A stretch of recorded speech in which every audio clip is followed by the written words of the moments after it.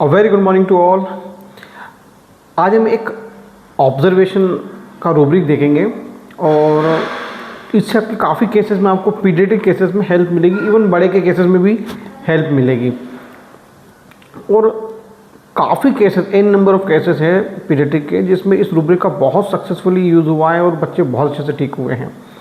तो ऐसे 2-3 केस मैं आपके साथ डिस्कस करूँगा। एक केस है फिमोसिस का, जिसमें बच्चा फिमोसिस का केस है, एक रीनल स्टोन का केस है बच्चे का, क्योंकि और दोनों ही केसेस में मैंने एक ही रेमेडी प्रिस्क्राइब किया है और ऑब्जर्वेशन और जेस्चर बच्चे के सेम थे। तो आज हम कुछ नया देखते हैं। एक बच्चा मेरे पास अभी कुछ दिन पहले आया और उसकी एज समथिंग 1.5 साल के आसपास है और उसको अर्ली फिमोसिस हुआ है। फिमोसिस मतलब एक जो उनका यूरिन का जो एक आउटलेट रहता है बच्चे का, स्किन जो होती है वो सिकुड़ के छोटी हो गई और उसकी वजह से बच्चे को यूरिन बहुत धीमा आ रहा है। और वो सर्जन के पास गए तो सर्जन ने बोला कि फर्स्ट उन्होंने बच्चे को लिग्नोकेन की जेली लगाकर उसको थोड़ा सा उसके मुंह को खोलने के लिए बोला, बट वो ज़्यादा सक्सेस नहीं हुआ। बच्चे को फिर कुछ समय बाद वही तकलीफ आनी शुरू हो गई। फाइनली सर्जन ने कहा कि हम इसको सर्कमसिजन कर देते हैं, काट कर फोल्ड कर देते हैं, इसको शुद्ध हिंदी में खतना बोलते हैं। तो उन्होंने सर्कमसिजन के लिए बोला तो वो एग्री नहीं हुए, बट फिर उन्होंने मुझे आकर दिखाया कि सर ये कंडीशन है और अभी हम इस एज में ऑपरेशन नहीं कराना चाहते बच्चे का। तो मैंने बोला क्या तकलीफ होती है? बोले सर बहुत रोता है, यूरिन आने के पहले और यूरिन जब तक पूरा नहीं होता है तो वो धाड़े मार मार के रोता है, पूरे घर में इधर उधर दौड़ता है क्योंकि उसको यूरिन बूंद बूंद आता है, कम कम आता है और बस वो पूरे टाइम वो बस उसकी यूरिन की जगह को पकड़ के रखता है, उसकी सुसु को पकड़ के रखता है, उसको मसलता है जोर से पेशाब लाने के लिए, और जब तक यूरिन नहीं निकलता, जब तक वो उसकी सुसु को नहीं छोड़ता है, और जब आती जब उसको पकड़ के रखता है। बाकी टाइम ये ऐसे इसके पेनिस को पकड़ना वगैरह नहीं करता ये, बट जब यूरिन आता तब उस पेनिस को बहुत पकड़ता है। तो मैंने कहा अच्छा, और बोले कुछ नहीं कि बस इधर उधर दौड़ना, परेशान होना, बिल्कुल मतलब ऐसा हो जाता है यूरिन के टाइम पे कि हमको देखकर बिल्कुल दया आने लग जाती है कि यार बिल्कुल परेशान, मतलब हाबले घाबले हो जाता है बिल्कुल। उनकी लोकल टोन में बोला उन्होंने कि एकदम पागलों की तरह दौड़ता है, इधर उधर छटपटाता है, करता धरता है। मैं अच्छा ठीक है। तो मैंने बच्चे को 1 mg के डोजेज दिए, कुछ 4-5 डोजेज दिए, क्योंकि इवनिंग का केस था तो मैंने कहा अभी 1-1 घंटे में डोजेज दीजिए, मुझे नेक्स्ट डे बुलाइए, बताइए आकर। तो नेक्स्ट डे उन्होंने बताया कि सर आपका फर्स्ट डोज देने के बाद से ही इसको यूरिन में रो नहीं रहा है, यूरिन का फ्लो कम है, जैसा है वैसा है, पर ये जिस प्रकार से रोता था, परेशान होता था, नहीं कर रहा है। मैंने उनको फिर कुछ देने के लिए नहीं कहा, धीरे धीरे बीच में 1-2 बार फिर मैंने उनको 1 mg का डोज रिपीट किया। अब वो बच्चा नॉर्मली यूरिन कर रहा है और उसका जो एक स्किन का जो साइज जो बिल्कुल सिकुड़ सा गया था वो अब नॉर्मल है। उसको सर्कमसिजन या ऑपरेशन सर्जरी की जरूरत नहीं पड़ी।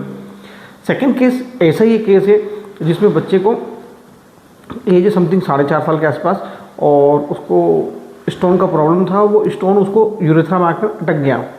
तो उसके फादर ने कहा कि सर ये सुबह 5 बजे जब से उठाए, जब से इसको पेशाब आना बंद हो गया है और दौड़ रहा है, परेशान हो रहा है, पसीना पसीना हो रहा है, छटपटा रहा है, हाथ पैर पटक रहा है और उसकी सुसु को बार बार पकड़ के चबद रहा है, यूरिन नहीं आ रहा है, बूंद बूंद आ रहा है, बहुत परेशान हो रहा है, मतलब चिल्ला रहा है, चीख रहा है जोर जोर से, अरे बाप रे। मतलब छोटे 4.5 साल के बच्चे हैं और स्टोन का केस है तो बच्चा बहुत ज़्यादा रोना, चीखना, चिल्लाना। और वही सेम कंडीशन यहाँ पर भी बच्चा अपने जेनेटर को पकड़ रहा है और उसको रब कर रहा है, पकड़ दबा के रख रहा है क्योंकि यूरिन नहीं आ रही है। तो इस केस में मैंने बच्चे को इसी सेम मेडिसिन का 10 mg के डोज 3 दिए, जिसके 3 ही डोजेज देने के बाद में यूरिन बच्चे का जो स्टोन था वो एक्सपेल हो गया, बाहर आ गया बिल्कुल, और यूरिन के फ्लो के साथ में। और बच्चा क्लिनिक पे ही 3 डोजेज के बाद में आधे से 1 घंटे के अंदर उसका यूरिन फ्लो बढ़ गया, स्टोन बाहर हो गया और उसको आराम मिल गया। क्योंकि स्टोन के केसेस में और ऐसे केसेस में लोअर पोटेंसी इतनी ज़्यादा अच्छी नहीं होती जितनी, क्योंकि एमरजेंसी है, बच्चे का यूरिन अटका हुआ है, 1 and 10 mg का डोज देना ज़्यादा अच्छा रहता है, तो इसको दिया। अब दोनों ही केसेस में हम एक कॉमन रूब्रिक के दोनों में डिलीरियम पेन्स विथ, बच्चे डिलीरियम की स्टेट में चले गए हैं और यूरिन जब नहीं कर पा रहे तो भाग रहे हैं इधर उधर। Second rubric escape desire to run away, वो दौड़ रहे हैं इधर उधर, कर नहीं पा रहे हैं तो दौड़ रहे हैं इधर उधर। एक बहुत इम्पॉर्टेंट इस केस जिस जिस चीज़ के लिए मैं जिस रूब्रिक के लिए ये वीडियो आपके लिए शेयर कर रहा हूँ, वो रूब्रिक है वीपिंग टीयरफुल मूड इन चिल्ड्रन ग्रेस्पिंग अफेक्टेड पार्ट।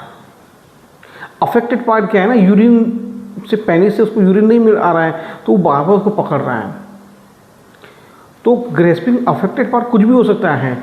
मैंने कई बच्चों में, छोटे पीडियाट्रिक केसेस में, जब बच्चे रोते हुए आते हैं, छोटे बच्चे, और वो ऐसे कान को पकड़ पकड़ कर रोते हैं, घर वाले बोलते हैं इसका कान दुख रहा है, कान दुख रहा है, और वो ऐसे कान पकड़ पकड़ कर रोते हैं, मसलते हैं। छोटे बच्चे 3 महीने 4 महीने 5 महीने के, उनका हाथ बार बार वहाँ जाता है और वो उसको पकड़ पकड़ कर रोते हैं। Again rubric weeping tearful mood इन children grasping affected part. Affected part को ग्रेस्प कर करके रोना, इन दोनों केस में अप्लाई है, कान के सभी बच्चों में अप्लाई है। और बड़े भी इस चीज़ में हो सकते हैं जब वो पथरी का पेन लेकर आते हैं और उस हिस्सों को पकड़ पकड़ कर रोते हैं। किडनी वाले रीजन में बहुत से लोग हाथ लगा लगा कर रोया करते, छोड़ते नहीं, उसको पकड़ के रखते हैं। Again weeping tearful mood in children, क्योंकि उनकी सिचुएशन उसमें चिल्ड्रन जैसी होती है, बच्चों जैसी होती है, सुनते नहीं है, बहुत तकलीफ में होते हैं, बच्चों के रोते हैं। अगेन ये रूब्रिक वहाँ अप्लाई होता है। एक रूब्रिक इसी के जस्ट नीचे एक रूब्रिक है gesture makes grasping shrieking screaming shouting in children grasping at genitals. Remedies aconite, जिसको मैंने बहुत टाइम पहले कुछ ग्रुप में लिया था, जिसको मैंने यूरिन से रिलेटेड केसेस के अंदर कैथेटर बोला है कि ये हमारा होम्योपैथिक कैथेटर है। जब ऐसे बच्चे यूरिन रिटेंशन को लेकर आते हैं और रिटेंशन की प्रॉब्लम लेकर आते हैं, थिंक अबाउट एकोनाइट। आपको ढेरों रूब्रिक मिलेंगे जेनाइटल्स के और यूरिन से रिलेटेड प्रॉब्लम के, जो मैं एक एक करके आपके साथ शेयर करूँगा कि कितने रूब्रिक है यहाँ पर। एक बहुत प्यारा रूब्रिक आप सुनेंगे, बहुत मज़ा आएगा। होम्योपैथी कितनी खूबसूरत है हमारी। जेस्चर में grasping reaching at something genitals with retention of urine. Retention of urine के साथ दोनों ही बच्चों की यूरिन रिटेंशन, और बार बार उनके हाथ कहाँ जा रहे हैं, जेनाइटल्स पे। और सिंगल एकोनाइट का रूब्रिक है, और इनको बार बार बच्चों को यूरिन आ रही है ना। Rubric gesture make grasping reaching at something genitals cries out with urging to. जैसे उनको यूरिन की जो अर्ज होती है, आता है, वो बहुत जोर से रोते हैं और जेनाइटल को ग्रेस्प करते हैं। Gesture make grasping reaching at something genitals children. Gesture make grasping reaching at something genitals.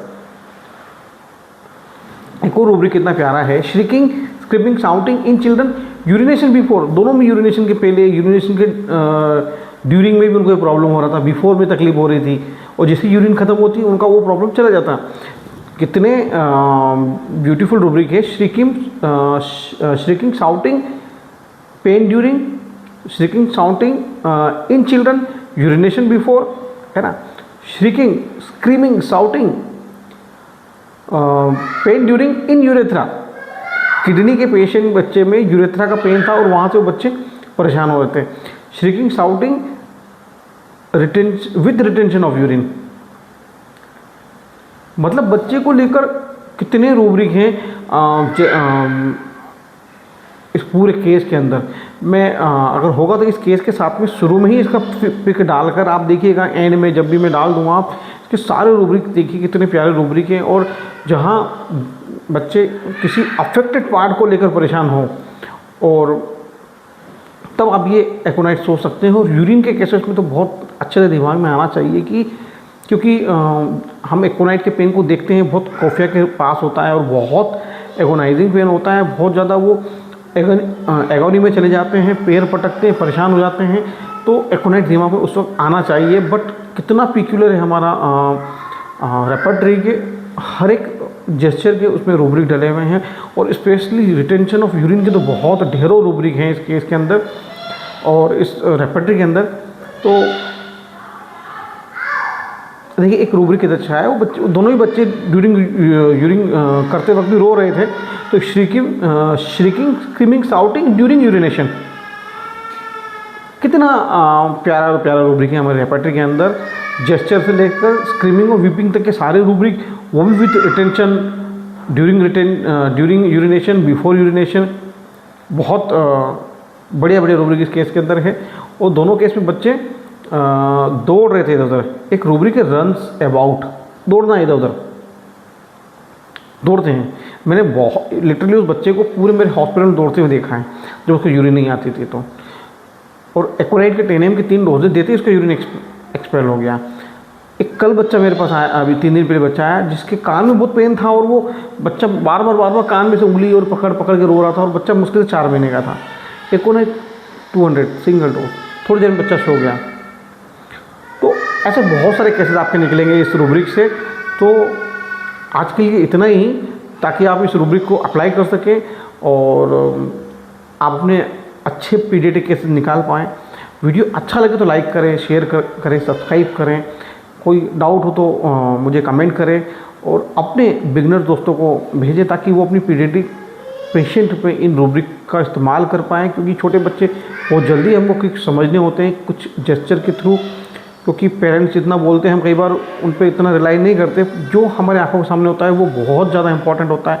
तो मैं आशा करता हूँ कि आपको ये वीडियो अच्छा लगा होगा। अच्छा लगे तो लाइक करें, शेयर करें, सब्सक्राइब करें और कमेंट बॉक्स में लिखें कैसा लगा। Thank you.